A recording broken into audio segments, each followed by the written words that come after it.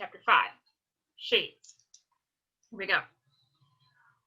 Worry gnawed at the edges of Liz's mind as she watched Leroy Wilkins claw at the Crashdown Cafe's front door like a feral animal.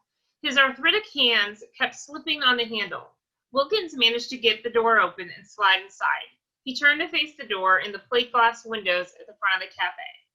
No, Wilkins bleated hoarsely, raising one hand as if to ward off a blow. Liz stared out into the street. Besides the stalled traffic, she could see nothing else. Keep him back, Wilkins cried out. He lifted both hands in front of his face and kept stepping back into the cafe. Keep him back! Somebody help me! Several of the nearby patrons stood and abandoned their meals, not wanting to be anywhere near the old prospector. Do you see anybody? Maria asked Liz. Liz shook her head. Wilkins turned and fled again. Before Liz could move, the old man was on her, grabbing her by the shoulders and staring into her eyes. Make him stop, Wilkins begged. Saliva flecked his lips and shone in his beard. His breath was foul and harsh enough to peel paint. Who? Liz asked. The old man's fingers dug into her shoulders painfully. She struggled to get away, but he only tightened his grip. Swanson, Wilkins exploded. Swanson's out to get me. Liz didn't know who Swanson was, and she didn't see anyone over the old man's shoulder either. She felt Wilkins trembling, though. I don't see Swanson, she said. Taking a step to the side, Wilkins kept Liz between himself and the front door. He peered out at the street. Then his grip tightened on her again, almost hard enough now to make her cry out. You're lying, the old man shouted. He's out there. I can see him. He's been following me for days. From the corner of her eye, Liz watched Michael slip from the kitchen through the door beside the pass-through window. Michael took his apron off, balled the garment up, and tossed it to the floor behind him as he started for Wilkins. Swanson, Wilkins brayed in his hoarse voice. You're not going to get me. All that business that we done between us, all of that's over with. You're dead. Dead? Liz's mind flipped and spun. Wilkins is talking to a ghost? Michael reached for Wilkins. The old man still wasn't aware of Michael standing there. Before Michael's hand fell on Wilkins' shoulder, a cloud of swirling debris, fast food containers and cups, newspapers, and bits and pieces of unidentified matter rose up from the street. Liz didn't think the swirling wind was too strange. Dust devils were a common occurrence out in the desert, but she'd never seen one that grew the way the dust devil in front of the Crashdown Cafe grew. In the space of a few heartbeats, the dust devil increased in size, large enough to cover the cafe's front door and most of the glass window that looked out into the street. Liz glanced at Michael, wondering why he wasn't doing something about Wilkins. Instead, Michael had frozen in place, watching the front of the cafe. What does he see? Liz asked herself. There was no doubt that Michael saw something. She stared hard through the glass, turning most of her attention from Wilkins, ignoring the pain in her shoulders. All she saw were papers swirling in midair. Some of them slapped against the glass of the door and the window, creating eerie tapping noises, kind she'd heard on soundtracks of cheesy horror movies. A silvery glimmer sparked out on the street, something that raced in between the traffic. But the glimmer was gone before Liz could be certain she'd even seen it. In the next instant, the dust devil slammed against the front of the cafe. Glass shattered as the windows gave way before the assault. No! Wilkins shouted, yanking Liz backward. He stumbled and almost fell, only maintaining his balance because Liz kept hers. Michael launched himself into action, stepping forward and grabbing one of Wilkins' arms. He tore the panicked old man's hand from Liz's shoulder, then spun her out of her captor's grip. No, Wilkins howled, raising both arms in front of him. The wind caught up to him, ripping his cowboy hat from his head. Don't, Swanson, don't do... His frightened plea ended in a sudden detonation of thunder. A white-hot spark filled the cafe for just a moment. Liz felt the heat of the lightning strike, if that was what it was, but only on her face and one arm because Michael turned her so that he could shield her with his body. Thunder rolled and echoed inside the cafe. The explosion of light left dark shadows floating in Liz's vision. She barely made out the regular customers and tourists hiding at the rear of the cafe and under the tables. Are you all right? Michael asked. Yeah, Liz said. I think so. Her ears hurt and a headache had formed behind her eyes. She extricated herself from Michael's protective grip. Leroy Wilkins lay sprawled on the ground. A dark crimson blush stained his features, spreading out along his hands and arms as well. Michael retreated from Liz and knelt on the floor by the old prospector. Michael started to reach for Wilkins' wrist like he was going to check the man's pulse. While he was doing that, several of the cafe's patrons made a quick exit through the door. Without warning, Wilkins reached up and grabbed Michael's shirt. Startled, obviously a little freaked out by the experience, Michael jerked back and slapped the old man's hands away. Wilkins gasped and fell back. His mouth worked hard, opening and shutting like a fish out of water. Then he began to shake and shiver the whole length of his body. "What's wrong with him?" Liz asked, standing behind Michael. It went into him," Michael answered. "What went into him?" Michael didn't answer. "You saw it?" Liz asked. Michael hesitated, then he nodded. For a moment, Liz was halfway expecting something to burst out of Wilkins. If something had gone into the old man, maybe now it wanted out. Before she knew she was moving, she stepped back as Michael continued to watch the old man's body jerk and writhe. "Somebody call 911, a man yelled. "Can't you see he's having a heart attack? You know, if I didn't know we were hiding out from your parents, I think you were ashamed to be seen in public with me." A twinge of apprehension rocketed through Isabel Evans, but the feeling was anchored by guilt. She never hidden anything from her parents, well, except for the development of the powers that came with her alien genetics.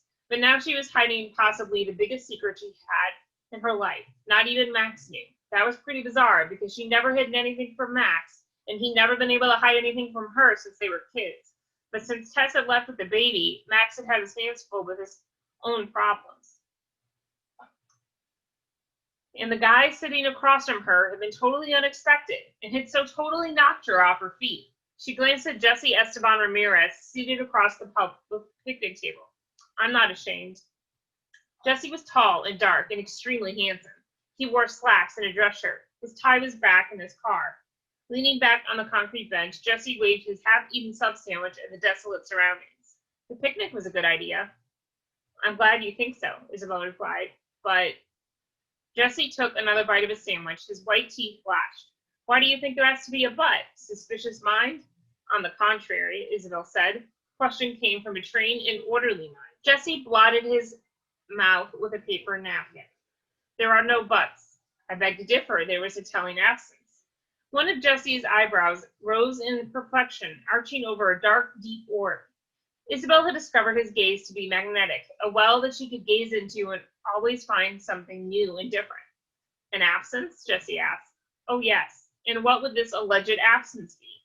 Jesse plucked a grape from the bunch Isabel had packed in the picnic basket. "Decent seg," Isabel told him. Jesse munched on the grape and appeared to give her accusation his full attention. "Between you possibly being ashamed of me and the fact that the picnic was a good idea? Between your half-hearted attempt to assign guilt for our circumstances and rudimentary effort at changing the subject?" Jesse waved at the empty space around them. When he spoke, his voice was serious.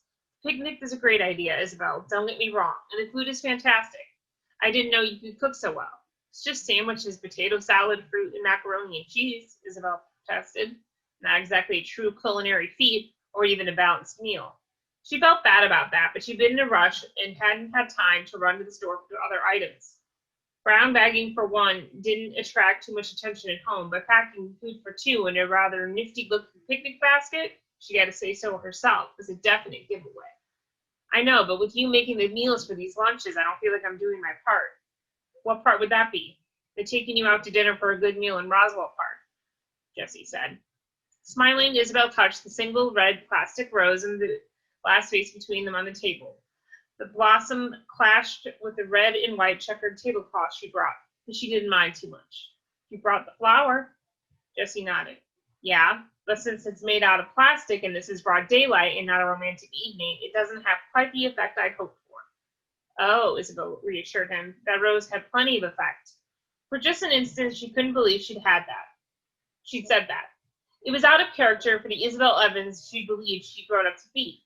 But that was before she'd learned all the truths about her own parentage. And it was before she'd lost Alex, before Tess had killed the guy who could have been her first true love. I'm sorry. Out here with you is great, Jesse went on. That's a decent save, Isabel said. But it's not the same as being able to take you around our city and let people know we're together. We can't do that, Isabel said, and the thought turned her cold inside. Her parents had been dealt enough mysteries and changes lately, and one more, especially this one, would have been too much. I know, Jesse said. I'm just frustrated. Why? Jesse plucked another grape and rolled the fruit between his fingers. Because I'm afraid we're going to get stuck here. What do you mean? For a moment, Jesse didn't look like he was going to continue. He let out a long breath. You and me, stuck, as in, can't go any farther than this. Isabel leaned back on the hard stone picnic bench. In truth, the rest stop off US 285 between Roswell and Santa Fe wasn't very romantic. After seeing the area a number of times while growing up there, the area could hardly even be called picturesque anymore. What are you trying to say? Isabel asked. She felt her heart thudding inside her chest. Jessie was nearly 10 years older than she was. If she'd told her high school friends, they'd have been scandalized, even though several of them had crushes on the young male teachers from time to time. In fact, she'd been content to leave the whole dating thing alone because she knows she was different. Then Max had fallen head over heels for Liz, and Michael started crushing on Maria, and Alex had been there for her when everyone else seemed to be going away. Unexpectedly, memory burned in the back of Isabel's eyes. She put the remnant of her sandwich down and concentrated on keeping her emotions under control. She looked away from Jesse, trying to find something, anything, to focus on. A silver sparkle in the distance behind Jesse caught her attention for just an instant, but disappeared just as quickly. I'm sorry, Jesse said in a softer voice. Isabel centered once more in what Michael sometimes called her ice princess mode, looked back at Jesse. There's no need to be sorry. I hurt your feelings. That's my fault, Isabel said. I shouldn't have left them out there to be hurt. She reached into the picnic basket for the small paper garbage bag she had brought and started cleaning the table. Isabel, Jesse said. What? She asked, concentrating on cleaning the table. Talk to me. I am. I said I was sorry, Isabel nodded, and I said there was no reason to be. This situation isn't easy on either of us. I know. Isabel put the silverware in an empty plastic container she brought for that purpose. Maybe they had to sneak around through Roswell and didn't dare eat in any of the restaurants because they might get caught, but she hadn't wanted to use plastic silverware. She brought a handful of her own and kept them separate from the rest in the Evans household, part of this other secret life she had from her parents. Jesse fell silent. Isabel stopped cleaning and looked at him. What do you want? For people to know we're together? Jesse, Isabel said, we don't even know if we're together. I'm too old for a summer fling, Jesse said. I gave those up before law school. For a moment, Isabel felt angry. Then she squelched the emotion. Jesse was trying to be honest, just trying to let her know what was on his mind. I, Isabel said distinctively, have never been interested in summer flings. I've never had one, and I never will. Jesse spread his hands. Then what is this? Isabel thought for a moment. This, counselor, she said, is what we call an exploratory discussion leading to discovery.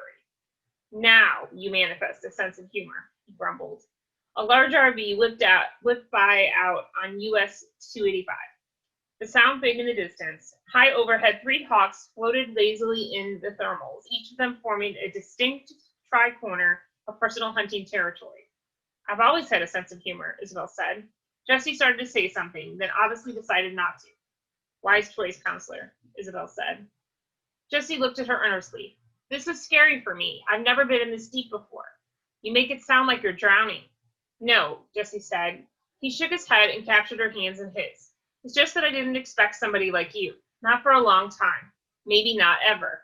While I was in law school, keeping the grades up while working was hard, maybe the hardest thing I'd ever done. I kept my feelings walled up, put out of reach for anyone who came along. There were others who came along? Isabel asked. Plead the fifth, Jesse said. Good, Isabel said, because I don't want to know. She paused and took a breath. I've never been this far before either. Never this far, and I've never gotten involved in anything so big so fast. Christmas is my favorite time of the year, and I always plan that out. I plan out everything that I do.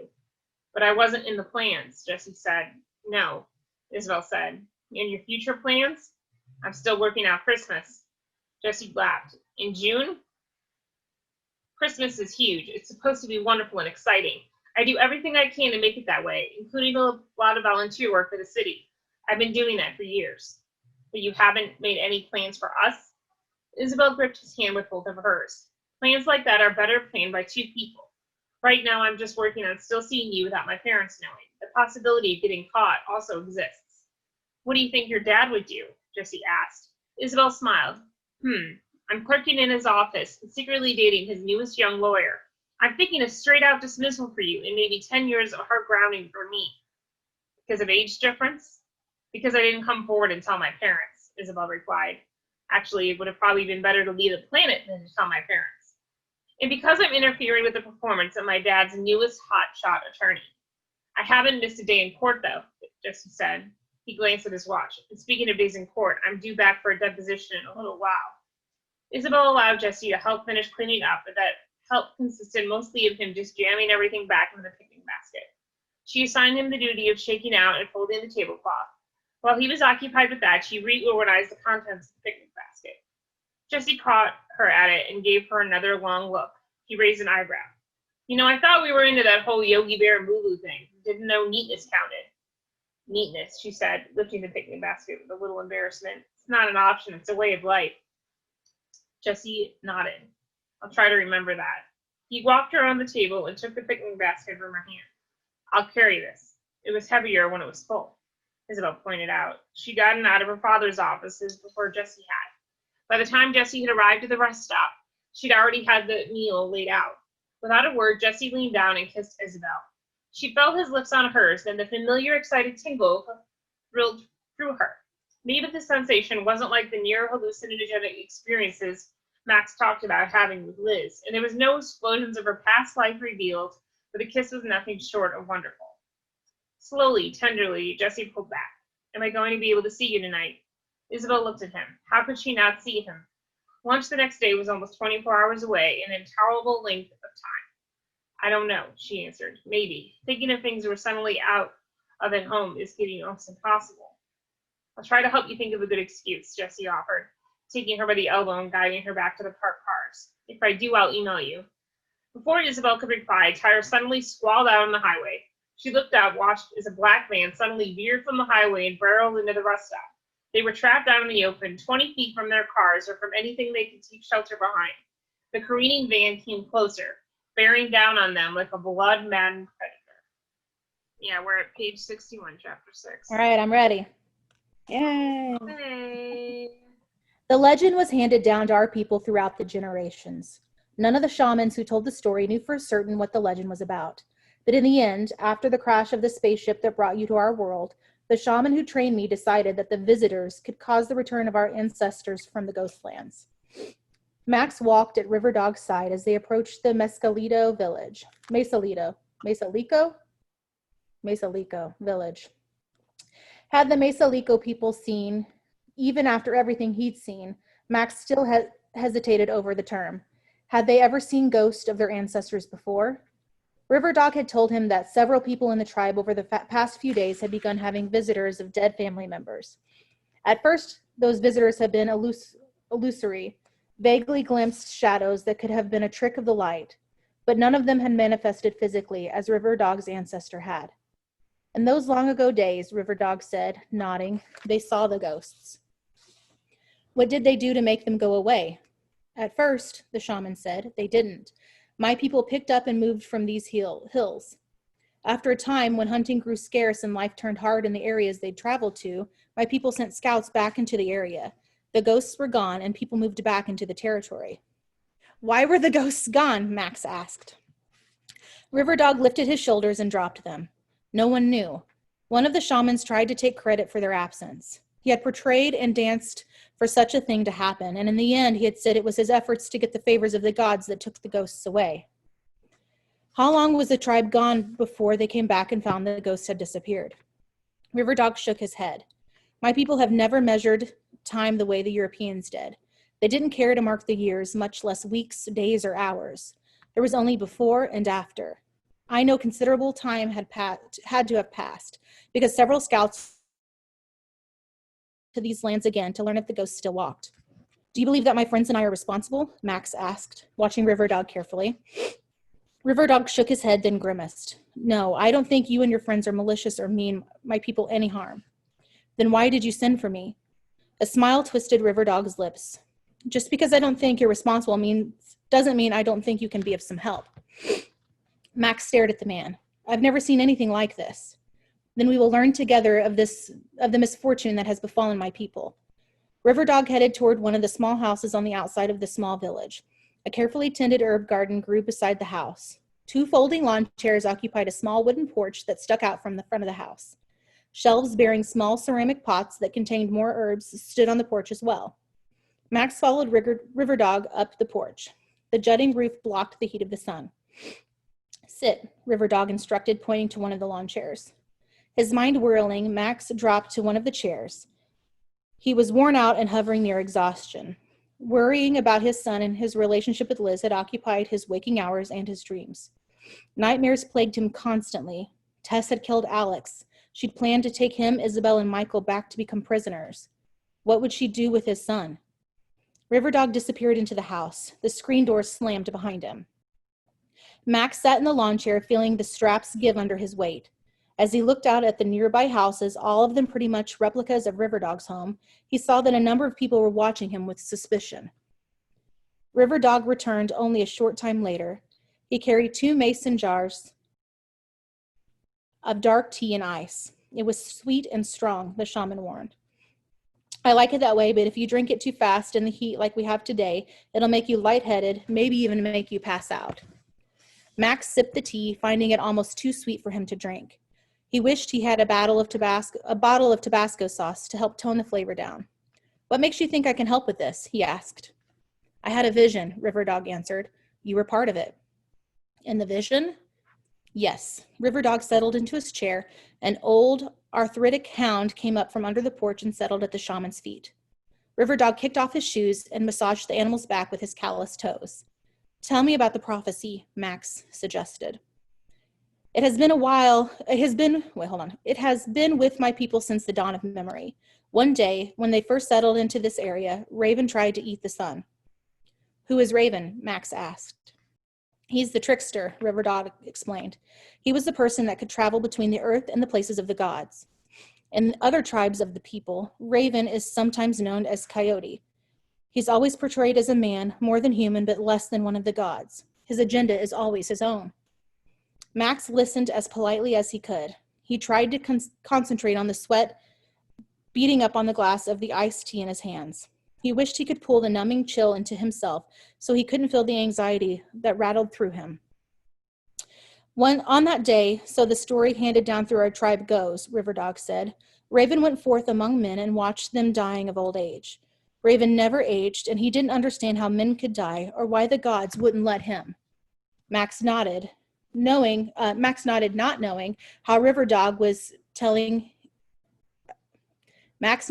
knowing how what River Dog was telling him applied to him. There was also the whole unresolved issue of how he was supposed to help, but he waited. Raven thought for a long time, River Dog said, and then he decided that since the sun was necessary for all life, to make the plants grow and to warm the world, then it must also hold the secret to eternal life. So Raven flew from this world to the sun. That caught Max's attention. Was the story about spaceflight? How? Raven, like Coyote, had magic powers that he can use, River Dog said. He used his magic to fly to the sun. Once there, he scooped up some of the sun's flames in his beak and flew back into the world. However, the sun's flames were too hot even for Raven. As he re-entered the world, his beak began to burn, and that is how Raven's beak came to be black. Unable to withstand the pain of his burning beak, Raven spat the flames out. The ball of fire crashed into the world where the Mesa Lico Reservation and the desert are. Max sipped the tea and waited. The elders say that when Raven spat the ball of fire from the sun, River Dog continued, that was what created the parched lands of the earth. A few of the Mesa Lico people had gone to meet and aid Raven in his quest to still the sun's flames, died when the flames scarred the earth. Days later, their spirits rose again and went and spoke to the Mesa Lico people. Why would the spirits rise? Max asked. Because the sun was angry with Raven, River Dog said. The sun punished Raven by taking away his feathers and making him go naked through the world for a time. Raven was embarrassed and angry, blaming everyone but himself. As Raven always did, so he stayed hidden in the mountains for a long time. The Mesa Lico tribe moved because they were hunted by the ghost of the dead warriors? River Dog nodded. Those warriors who perished with Raven returned first. But as the days continued, other ancestors returned as well. In the end, the people had no choice but to go. Max turned the story over in his mind. Somehow it seemed important that the ghost of the warriors who supposedly accompanied Raven had come back first, but he couldn't figure out why.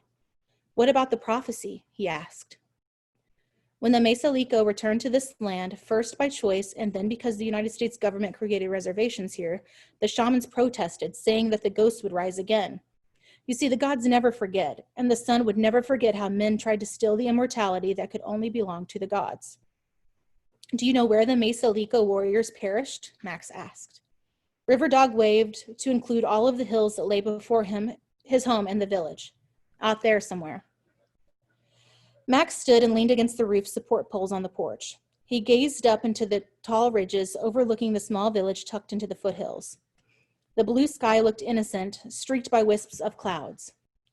Flurries of dust skated over the harsh, parched earth. There has to be a reason Max hesitated, a reason that the ghosts have returned. Perhaps, River Dog said. It's only to punish the Mesa Lico people for moving back into this area. But the shaman before me never believed that since I had helped Nasedo recover from wounds that would have killed a normal man, that I had angered the gods. Proud Redbird told me that the prophecy would return because I helped the visitor live, and that the act was like Raven's attempt to give immortality to the people. Max turned to shifting so he could look at the shaman. Is that what you believe? I believe many things, River Dog said. But I also know that there are many things I know nothing about.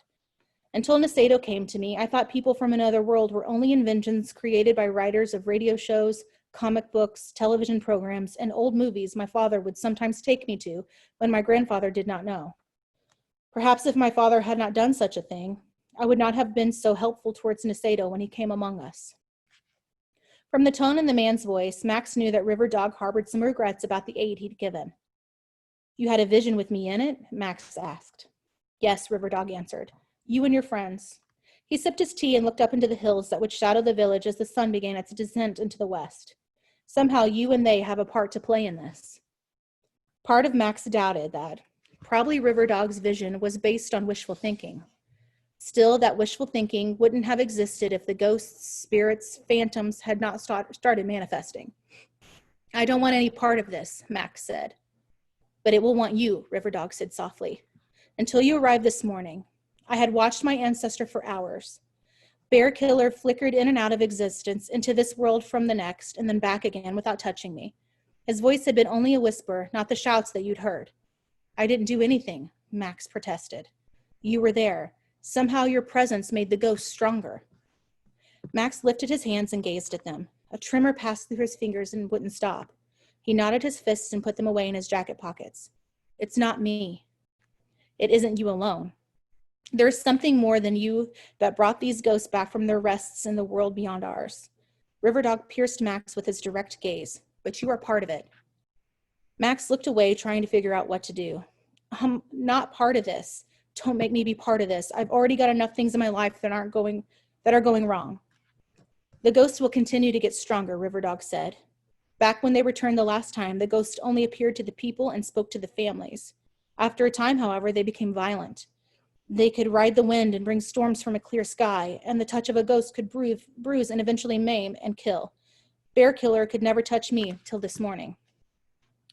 Max remained silent. Somewhere, only a short distance away in one of the houses, a radio came on, bringing a semblance of normalcy.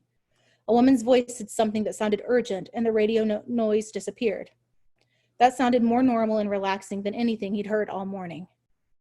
Maybe your people should think about moving, Max suggested. To where? The shaman spread his hands. This is our home. It has been for hundreds of years. My people can't go anywhere else, and the United States government would have to be dealt with. He fell silent for a moment. I don't think you want the government agencies looking closely into the matter any more than I do. No, Max agreed. He'd had enough of government agencies, secret and otherwise. None of them had his or his friends' best interests in heart. By not departing on the Granolith, they'd given up any hope of returning to their original birth world. The government agencies would take them away from the world they'd chosen to remain in if their secret were revealed. Running feet sounded out on the dust-covered dirt road that threaded between the homes. The hound at River Dog's feet raised his gray-streaked muzzle and barked at two small children who raced around a 50-year-old Ford pickup truck parked next to the porch. River Dog, the two young boys yelled. You must come. River Dog put his drink down and stood. What is wrong? Our grandfather, the oldest boy said. He wore ragged cutoffs and was brown from the sun. Dust covered his bare feet and legs. He pointed back down the narrow alley between houses. What about your grandfather? River Dog asked. He has come back, the oldest boy said. He wrapped his arms around the younger boy who was crying and holding his head. He's yelling at Mom, saying terrible things to her. River Dog turned to Max. Come on. The last thing Max wanted to do was go with the shaman, but he felt drawn into the events. If River Dog was right about the occurrences somehow being connected to Isabel, Michael, and him, he needed to know. River Dog led the way out into the alley, pausing only long enough to take each boy by the hand. As Max trotted after the shaman and the boys, he heard a woman screaming in terror and pain. Other men and women ran from their houses, joining in a rush to reach the house where the sounds came from. For a moment, Isabel believed that the van bearing down on Jesse and her was filled with government agents. In that moment, she was certain that their secret had somehow spilled out again. Then she spotted the terrified woman behind the steering wheel. The driver had her mouth open, screaming in terror, but the roar of the racing engine drowned the sound. The woman was looking over her shoulder, staring wild-eyed horror at something in the back. Even as Isabel finally freed herself from the frozen moment, Jesse gripped her in his arms and got her into motion, pushing her back towards the picnic area. Caught off guard, Isabel dropped the picnic basket. Jesse propelled her from the path of the speeding van, but tripped as he shoved her. Isabel saw in an instant that he'd lost his footing and was unable to move to save himself. She turned and caught his jacket in one of her hands and pulled him backward, acting like she tripped as well. They went sprawling as the van rushed by, then hit the paved area of the rest stop hard enough to drive the breath from Isabel's lungs. Remembering the driver's frightened face, Isabel rolled from Jesse's protective embrace and turned to watch the van. Evidently, the driver came to her senses. The van jerked away from its course towards the stone picnic tables and benches, but the effort came too late and resulted in only causing the vehicle's tires to lose their precarious traction on the pavement. Rubber shrilled as the van's speed and weight tore the vehicle into an uncontrolled skid. The passenger side tires slammed into the high curb at the edge of the picnic area. Off balance and riding high center, the van flipped on its side. The momentum continued to flip the van another 180 degrees as the vehicle crushed one of the picnic tables and benches. The engine continued racing, revving out of control till it sounded like an explosion was imminent. The horn blared, holding steady and true over the banshee wail of the racing engine. Oh my God, Jessie said. Isabel struggled to her feet. The woman inside the van might still be alive. Come on, Jessie, Isabel cried. We need to check on her. Who? Jessie asked, not letting go of her. The woman driving the car. Then Isabel turned and started towards the van. You saw a woman? Yes, Isabel had to speak loudly over the screaming engine. The odor of burning oil and gasoline tainted the hot, thin air. She looked scared. She was screaming. Familiar electronic beeps caught Isabel's attention as she closed on the rear of the van. She turned at once, watching as Jesse punched in the 3 numbers on his cell phone. What are you doing? Isabel asked. Calling 911. Isabel grew more afraid then. 911 meant law enforcement personnel and reports, and maybe even reports with Jesse's name and her name on them. Her father was an attorney in Roswell. He looked at legal documents all the time. It was a stretch to think that her father would see the report on the accident on US 285, but the instant those reports were filed, that possibility existed. And if her father found out they'd been together, what would he do? And what could Max do? Thinking about her brother made Isabel feel even more guilty. Max had been through enough. Knowing she might have found happiness would make his own loss seem even sharper. She looked around, knowing one couldn't do anything except for wait for what was going to happen. All she could do was wait for the inevitable. Chapter 7. Taking a deep breath, Isabel nodded to Jessie, tried to calm herself. The odds were astronomical of her father actually seeing the documents generated by the state police or other law enforcement bodies. Jessie started talking to the 911 dispatch person at the other end of the cell phone connection, giving the person the location and the details of the wreck. Staying focused on the van, Isabel started moving forward again, walking along the top of the vehicle rather than the undercarriage. Her imagination filled her mind with the possible bloody carnage that might be waiting. The van's windshield had shattered with a series of impacts. Small cube-shaped pieces of safety glass glittered like diamonds in a spray across the paved parking area and the sandy picnic area. The pieces glistened among the shattered remains of the demolished picnic table, too. Before Isabel reached the front of the van, Jesse caught her by the elbow and stopped her. She turned to face him. "What are you doing?" Jesse asked. "Checking on the driver," Isabel replied. "Don't you smell the gasoline?" Jesse asked, pulling at her and trying to guide her away from the wrecked vehicle. "This van could explode." "If this were a movie or a TV show, maybe," Isabel responded. A tender look filled Jesse's face. "I'm serious, Isabel. I want you to back off. I don't want you to get hurt." "I'm going to check on the driver," Isabel insisted. "I can do that. You're suddenly invulnerable."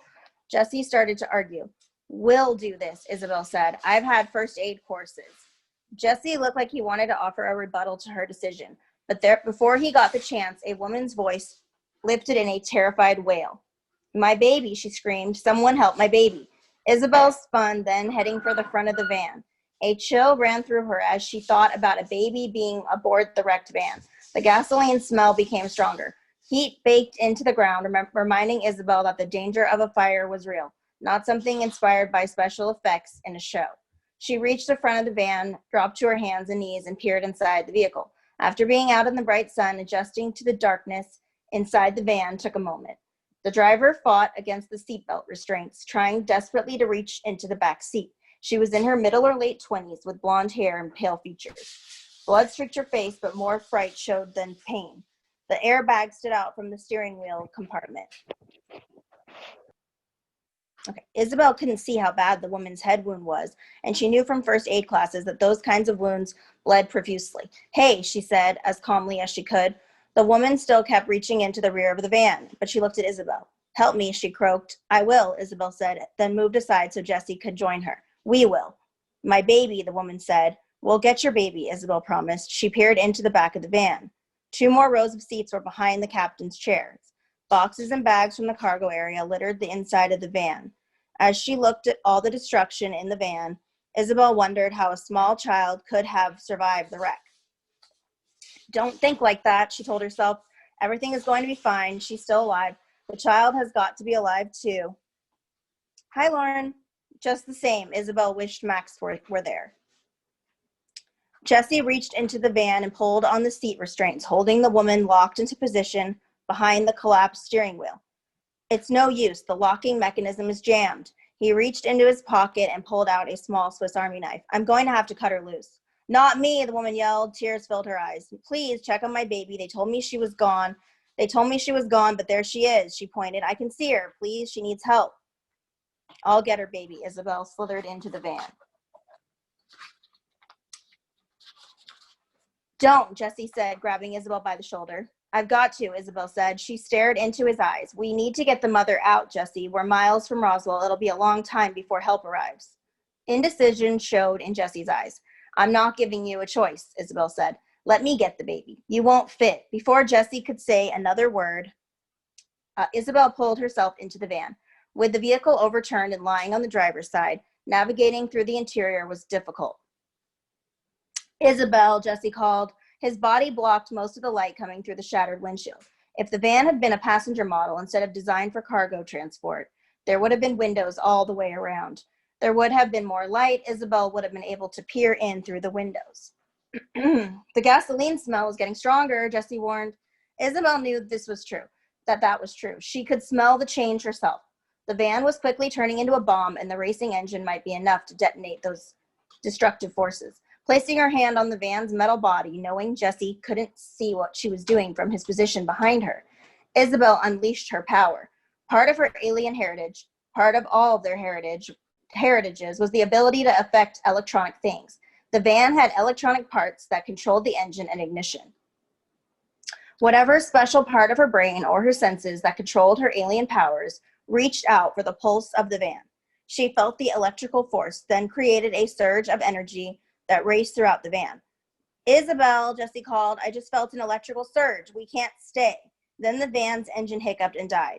Get her out, Jesse, Isabel said. My baby, the woman moaned. Give me my baby. I'll get her, Isabel promised, but her heart sank when she saw the jumble of boxes and bags strewn across the back seats. She looked for a child seat but couldn't find one. Desperately, she moved the boxes, not knowing if she was uncovering the child or bearing her farther. There she is, there she is. Surprised by the woman's voice, Isabel glanced forward. The woman's face was a mask of blood and tears streaked her cheeks, but she was smiling. Jesse had almost succeeded in cutting the woman free. She was able to turn in the seat. There's my little angel, the woman cooed excitedly. There's my little Abby. Come on to mother, Abby, come on. Confusion dawned on Jesse's face as he peered past the woman. He looked at Isabel and shook his head. Isabel's heart nearly stopped. Her immediate thought was that something awful had happened to the baby. Overcoming a preternatural fear of seeing what was there, she turned and looked into the seat. A child, surely no more than a year and a half old, sat curled up like a fetal ball at the bottom of the seat. Boxes framed her. She had blonde wisps of hair and chubby cheeks. A pink bow sat atop her head, matching the frilly dress and matching underpants. Pink tennis shoes with white laces covered her feet, looking impossibly wide and blunt. See, the woman said, that's my baby. That's my little Abby. She smiled, then groaned as Jessie continued cutting her free of the seat restraints. The doctor said she didn't make it, but I knew they were wrong. A mother always knows. The oddity of the woman's words barely touched Isabel as she pushed her way into the back seat. Hey, she said to the little girl, are you all right? The child glared at Isabel, folding her pudgy arms across her body. Jessie helped the mother from the van, having to fight against her efforts to help Isabel get her little girl. Shifting, Isabel reached for the child. Before she could reach her, though, the little girl cocked her head and snarled, baring her tiny white teeth in a feral grin. Surprised by the reaction, Isabel hesitated. Isabel, Jessie called. Isabel tried twice to speak. The child snarled and snapped. She looked at Isabel, then pointed a tiny, blunt forefinger. You don't belong here. Jessie peered into the shadows that filled the van. What are you looking at? The baby, Isabel whispered. I don't see a baby, Jessie said. Where do you see her? He reached forward and moved the boxes, reaching through the child as if she wasn't there. What are you Okay, she says, where do you see her? He reached forward and moved the boxes, reaching through the child as if she wasn't there. Before Isabel could reply, hesitating as she tried to frame an answer that would make sense, the little girl stood and bolted toward the front of the wrecked van. She scrambled over the boxes and seats on all fours, moving with the lithe leaps of a jackrabbit. Drawn by the glint of malicious intent she'd seen in the child's face, Isabel followed. She scraped an elbow on a jagged piece of windshield safety glass as she clambered from the vehicle. Outside again, the glaring intensity of the sun hammered her. Isabel, Jessie called frantically. He tried to get out of the van to follow her, but struggled with the tight confines. Dizzy and not comprehending the situation, Isabel watched as the little girl loped up to the stricken woman lying on the ground. The woman reached up with her hands, unable to get to her feet because of her injuries. Mother, the little girl called in sadistic delight. The child's face split into a gemein grin that looked years older than bloodthirsty. Abby, the woman whispered, tears ran down her bloody face. Oh God, Mommy didn't want to believe what the doctors told her. Mommy knew you were alive somewhere. I'm so sorry, my darling, that I wasn't there for you. She beckoned with her hands. Come to Mommy, baby. Come to Mommy. Mommy swears we won't ever be apart again. Mommy will always be there for you. The child thing, Isabel could no longer think of the little girl in any other fashion, stood just out of the woman's reach and crossed her arms. You killed me, Mommy. Pain racked the woman's features. No, Abby, that's not true. Oh God, that's not true. Jesse freed himself from the van and started for the woman. She is hallucinating. Isabel looked at him, knowing that for whatever reason, Jesse couldn't see or hear the child thing. He just started for the woman. Afraid for Jesse, not knowing what the child thing was capable of, Isabel stopped him. Call 911 again, she said. Let them know what they're dealing with here. Jesse hesitated. I agree, Christy.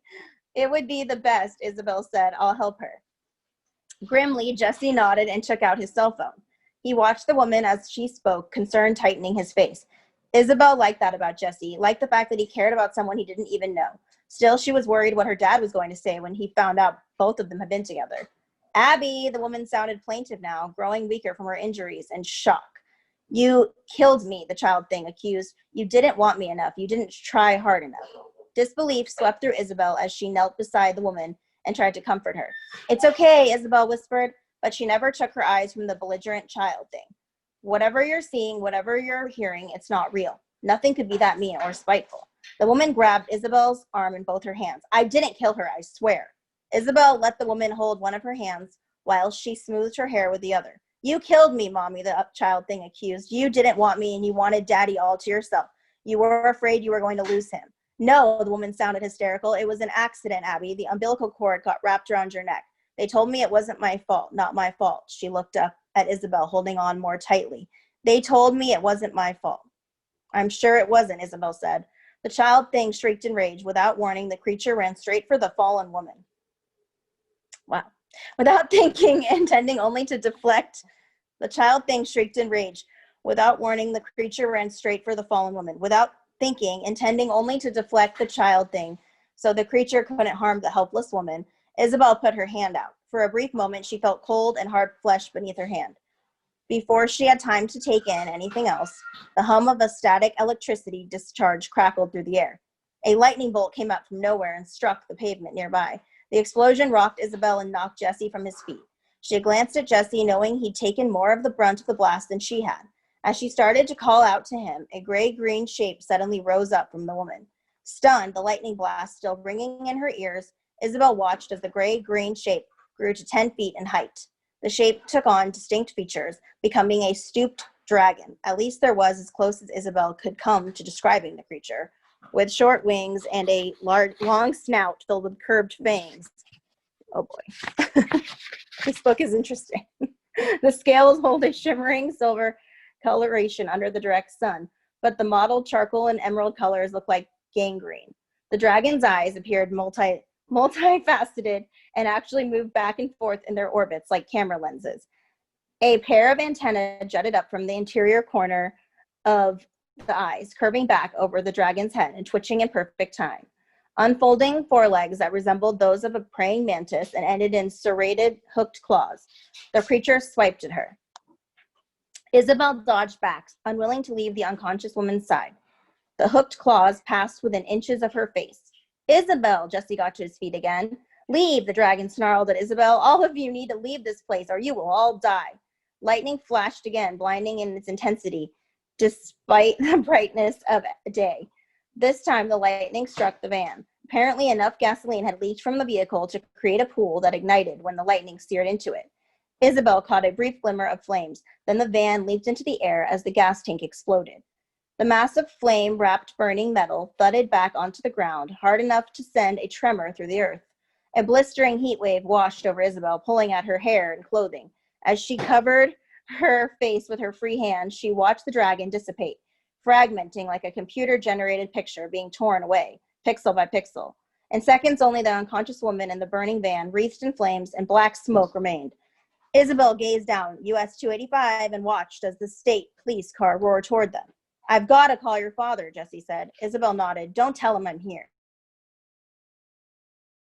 A troubled look filled Jesse's face. I don't like lying to your dad. He's not ready for this, Isabel said. He may find out, and he may not, Isabel said, if he doesn't have to know. I don't want him to know. She paused. Not yet, Jesse, not like this. And if there are any repercussions from that, I'll deal with them then, she thought. Grudgingly, Jesse nodded. He opened his cell phone and walked to meet the arriving state police car. Gazing at the burning van, feeling the unconscious woman's hand in hers, Isabel suddenly remembered that Jesse hadn't seen the child thing. The realization burned into Isabel's mind. The woman had seen the creature, and she'd seen the creature. The only thing different was her alienness. Even if she and Jesse got past the whole chemistry thing and discovered the attraction between them was real and not just a phase, they would still have to deal with her alien nature. That had seemed to be a constant stumbling block for Max and Liz, no matter how much they seemed to genuinely care about each other. And Liz knows Max is an alien. Jesse doesn't have a clue about me. How am we supposed to deal with that? Isabel felt all knotted up inside. She needed to do something, but she had no idea what. Hold on. The child thing knew me, she reminded herself. Maybe the child thing didn't know my name, but it knew that I was different. It hated me for that difference. She watched Jesse with the state policeman, knowing that one way or another her life was going to change again. Heart pounding inside his chest, Max stopped when River Dog did. They stood in front of a small house with peeling paint and a collection of dream catchers and chimes hanging from the leaning front porch. The slight breeze made the chimes tinkle, and the sound was barely audible over the crash of destruction coming from inside the house. River Dog turned to the two small boys holding his hands. Stay here. I will care for your mother. He glanced up, caught the eye of an older woman who immediately came forward and took the boys by the hands. Something crashed inside the house. A group of young men arrived and stood in the narrow street before the house. Max figured they'd been working on a construction project because they carried sledgehammers, crowbars, and hammers. This is Kathy Callingrove's house, one of the men said. What is going on here? River Dog held up a hand. Let me handle this. Another man elbowed his way through the gathering crowd. Max recognized George Greyhawk at once. The man didn't look any happier to see him there. What is going on? Greyhawk demanded. Grandpa's spirit, one of the two small boys. What is going on here? River Dog held up a hand. Let me handle this. Another man elbowed his way through the gathering crowd. Max recognized George Greyhawk at once. The man didn't look any happier to see him there. What is going on? Greyhawk demanded. Grandpa's spirit, one of the two small boys yelped. He's inside the house. Max caught the brief blur of motion from the corner of his eye. As he started to turn, a chair crashed through the window, hurtling glass over the porch and the gathering crowd. The woman drew back the two small boys as they started, screaming in fear. Some of the men stepped back as well, herding the small children and the other woman back from the house. River Dog, Greyhawk spat. This thing with our ancestor spirits grows worse. They've returned to our homes, to the homes of their descendants, and given us warning to leave, but never before have they hurt anyone. He locked eyes with Max. This is all happening because of the visitors, because of your involvement with the visitors. A low wail of pain and fear came from the house. George Greyhawk led 4 men into the house. Come, River Dog told Max. Knowing the Mesaliko tribe blamed him, Max figured the last place he belonged was inside someone's house. He wanted to leave, just get back into his car and get back to Roswell. River Dog never even glanced back for him, only stepped up onto the swaying porch and charged into the house after the other men. Making his decision, Max followed the shaman into the home. The woman's screams sounded louder inside. Chapter 8. As small as the house had seemed on the outside, the structure seemed even smaller on the inside. Max felt awkward and embarrassed and scared all at the same time. A woman, Max had to assume she was Kathy Callingrove, cowered in a corner with her hands over her head. Blood wept from a long cut on her cheek. Sobs and violent trembling racked her slight frame. She wore jeans and a man's t-shirt and didn't look 30 yet. The furniture in the room had been overturned. Ragged tears across the material testified to the use of knives or claws. Holes showed in the walls. A kitchen chair stuck out from one wall. 2 of its legs curled and bent underneath, while the other 2 legs pierced the wall. The chair was a match to the one on the porch. Pictures lay scattered across the carpeted floor. Where is he? Greyhawk demanded. I'm here, George Greyhawk, a harsh voice roared. Looking to the center of the room, amazed at the destruction that had already taken place, Max saw a tall man dressed in jeans, a khaki shirt, and stained work boots standing in the doorway to the small kitchen on the other side of the room. He wore his gray hair braided on either side of his head. A beaded headband crossed his forehead, marked with a twist of eagle feathers that hung down behind his head. His face was lined and parched like leather that had been left out in the sun too long. River Dog looked at Max. Do you see the spirit? The shaman asked. Max nodded. You don't see him? Henry Callingrove is not my ancestor, River Dog said. He is of my family, but not of my father's blood. Where is he? Max pointed towards the doorway to the kitchen. There. What is he doing? River Dog asked. He's here to punish me, Kathy Callingrove croaked from the corner. He says our people should not be here. He says we are all going to be punished by violating the treaty that the Mesaliko agreed to with the spirits. I don't see anyone here, Greyhawk challenged. He knows you, Max replied. He called you by name. Uneasy, Greyhawk turned to peer at the doorway. He's there. Kathy Callingrove wiped at her face with a shaking hand. He said he was going to kill me. River Dog moved, staying away from the doorway and walking to a position in front of the woman. I won't allow him to hurt you now, child, the shaman promised. Henry Callingrove darted into the movement without warning, stepping into the group of men. His fists flailed, knocking the men down like a WWE wrestler mowing down 98-pound weaklings. Thunder crackled in the room, and lightning blasted a jagged streak down one wall. The burn pattern smoked and stank. George Greyhawk and the other men yelled and cursed in fear and rage as they tried to regroup. Greyhawk managed to swing his crowbar, evidently judging the ghost's location from another man who suddenly flew backward. If the crowbar touched the spirit, and Max wasn't sure that it did, the heavy tool did nothing to slow it. Henry Callingrove stepped towards Riverdog and the cowering woman. She screamed in terror and buried her face behind her arms. Another group of men reached the doorway of the house and started to come inside. Riverdog held up a hand to the men. Stay, you can do no good here. The new arrivals didn't like the idea, but they also saw how the spirit had left George Greyhawk and his construction team sprawled on the floor. Knowing he couldn't stand by and do nothing, though unsure if there was anything he could do, Max moved to intercept the ghost. He stopped in front of Riverdog with a hand outstretched. In the small confines of the room, there wasn't much room to maneuver. Henry Callingrove's face was livid with rage. Go away, outsider, he ordered in a hoarse voice. Go away, and maybe you'll live. Max wanted to speak, but if the ghost was really some ethereal remnant of the man who had once lived, he didn't know what to say to him. Riverdog began to chant behind Max. Listen to me, Cappy Callingrove, the shaman said. Listen to me, and don't be afraid. Vengeful spirits are powered by our fears. Our ancestors learned this the first time they faced them. If you are not afraid, they can't hurt you. Max didn't believe that, but as he watched, the manifestation standing before him seemed to waver, like a computer monitor scrolling to refresh an image. Riverdog continued chanting. No, Henry Callingrove barked. Then he threw himself forward. Moving on instinct, Max intercepted the ghost, putting out both hands to stop the creature. There was a momentary resistance, as if he were pushing through heavy pudding or gelatin. A terrible cold feeling, then lightning blazed into the room again. In the next heartbeat, the ghost faded from sight. Panicked, breathing hard, not daring to believe the thing was really gone, Max glanced desperately around the room. What had made it go? Riverdog's ancestor had passed into his body before disappearing. Is it gone? Riverdog asked in a quiet voice. Max stared at Greyhawk, who was urging his men to their feet. I think so, Max said. Then he noticed that the young woman was limp against Riverdog. Is she? Understanding his concern, Riverdog shook his head. She's alive, she just passed out. Drawn to the woman, Max leaned down. He studied the long tear on her face. Even with a good plastic surgeon, he knew the wound would leave a terrible scar, and she would be in horrible pain. He didn't want that for her. Mastering his energy, he placed his hand on her face. What are you doing? Greyhawk challenged behind him. Silence, Riverdog ordered. Max healed the woman, watching how the flesh knitted back together. In seconds, her breathing deepened and evened out. Then there was not even a scratch mark to where the wound had been. Feeling drained, Max took his hand away. He glanced up at Riverdog. In a few days, he said, she'll have a mark on her face. A silver imprint of my hand. He remembered the imprint Liz had shown him on her stomach. It'll fade. It's nothing to worry about. I understand, Riverdog replied. Max nodded. You'll probably have one on your chest from this morning. Thank you, Riverdog said. Slowly, afraid to make any sudden moves with Greyhawk and his men standing so close behind him, Max stood.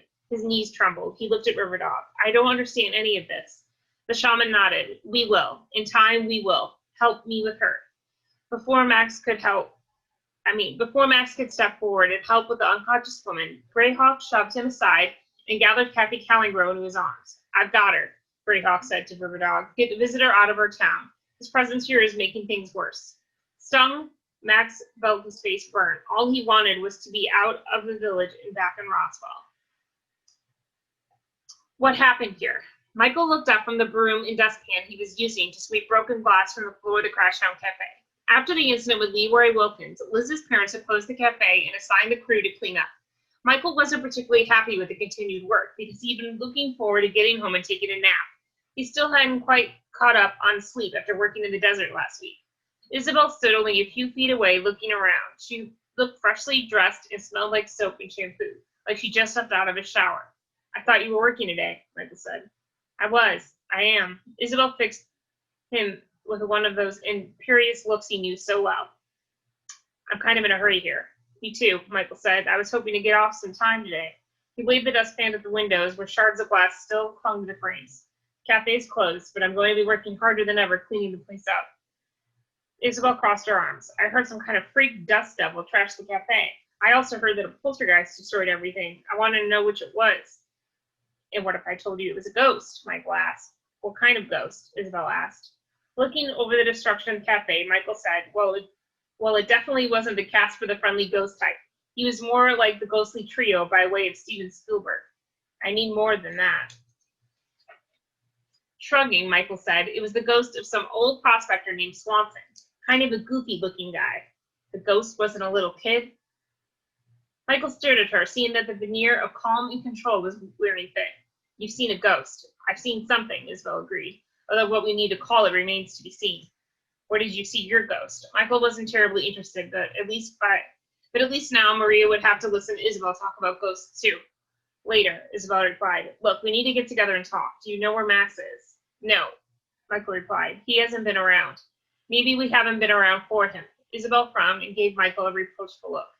Michael didn't say anything. He didn't feel guilty. Max was a big boy.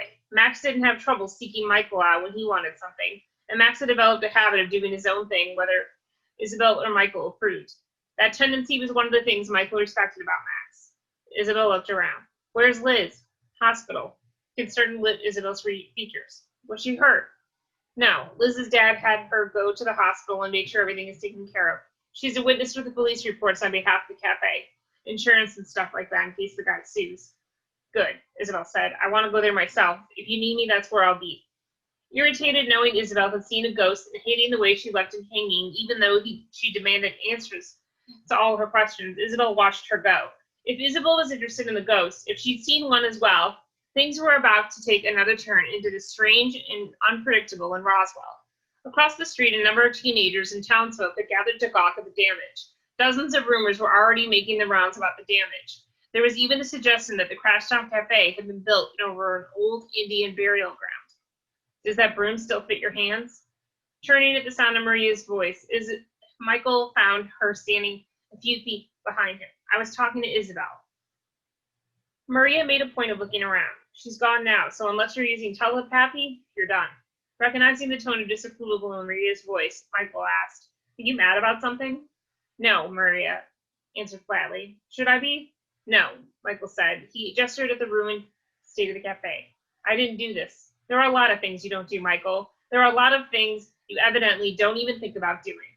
Without another word, Maria turned and walked back into the kitchen area. Michael tried to get back to work, but he knew he couldn't. When he totally had no clue about what was upsetting Maria, Michael knew there was only one course of action. Sighing, he put his broom and dustpan down, then unknotted the strings of his apron and left it on a table. He walked through the door into the kitchen and found Maria scrubbing pots and pans in a sink full of soapy water. Soap and water splattered the floor around her work area, mute testimony to the fact that she'd gotten herself worked up before she'd come looking for him. Michael leaned a hip against the grill, crossed his arms over his chest, prepared for the worst. Anytime Maria got this way, he knew she blamed him for something. The ghost wreaking havoc in the Crashtown Cafe was the biggest thing he could think of, and he wasn't responsible for that. I didn't bring the ghost here, he said. Maria kept washing dishes. Michael prepared a mental list of things that had gone badly. I didn't volunteer for the cleanup detail. No, Maria said in a cold, distant voice. I did that. I knew we could both use the money, and Liz's parents could use the help. You didn't ask me, Michael pointed out. I could be mad about that.